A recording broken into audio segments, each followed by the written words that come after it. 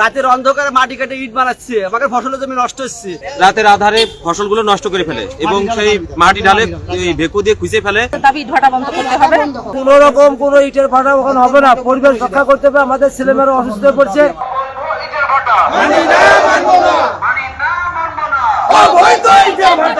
গরমে আরাম নিয়ে হবে না হাহুতাশ, ঘুরলে পরে ওয়ালটন ফ্যান বাতাস আর বাতাস।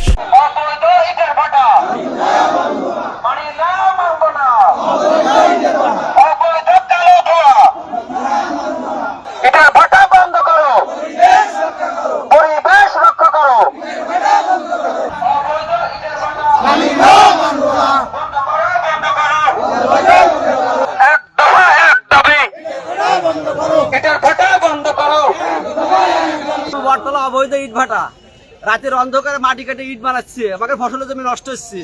এ তো চাষবাস আমাদের কৃষকের মাথায় বাড়ি, আমরা খাতি পাচ্ছি না, খেয়ে মরতেছি, চাষবাস করতে পারছি না। কৃষক মানুষ কি করবে? এই জন্য আমরা ইট ভাটা বন্ধ চাই অবিলম্বে। ইট ভাটা বন্ধ না বন্ধ আমাদের আন্দোলন চলবেই। এমন কোন মানুষ নাই যে ওদের মানে জুলুমের শিকার না হয়।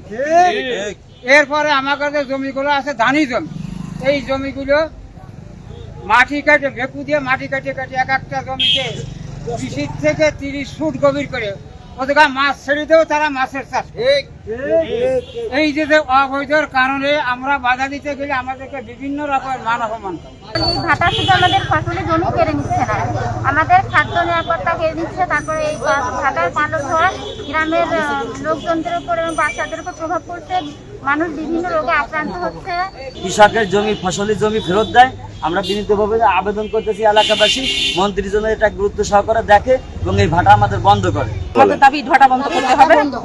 ইট ভাটা থাকবে না এবং জনগণ যাতে ভালোভাবে বসবাস করতে পারে, এটা আমাদের দাবি।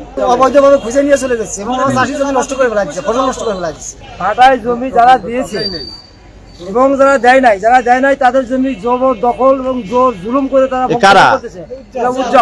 উজ্জ্বল মোল্লা মিম ব্রিক্সের মালিক ভূমিদস্যু উজ্জ্বল। প্রশাসনের কাছে কি দৃষ্টি আকর্ষণ করেন? বিনীতভাবে অনুরোধ করব, কুমরুল বটতলায় কোন রকম কোনো ইটের ভাটা ওখানে হবে না, পরিবেশ রক্ষা করতে হবে। আমাদের ছেলেমেয়েরা অসুস্থ হয়ে পড়ছে, এই দ্রুত এই ইট ভাটা বন্ধ করতে হবে। রাতের আধারে ফসলগুলো নষ্ট করে ফেলে এবং সেই মাটি ঢালে ভেকু দিয়ে খুঁজে ফেলে এবং কৃষক যদি সেটা বাধা দেয় তাদেরকে বলা হয় যে তোমাদেরকে এখানে খুঁজে ভেকু দিয়ে গাড়িয়ে দেবো। এবং ইটের ভাটার ভিতরে অর্থাৎ ইটের ভাটার যে আগুন, সেই আগুনের ভিতরে দিয়ে তারা পুড়িয়ে মারতেছে কৃষকদেরকে। যে কোনো মূল্যের জন্য এই অবৈধ ইটের ভাটা অর্থাৎ এটার জন্য বন্ধ করে দেয়। দর্শক, আপনারা দেখছেন যে ইট ভাটা বন্ধের দাবিতে আসলে মানববন্ধন হচ্ছে, সেটা আসলে আপনারা দেখতে পাচ্ছেন।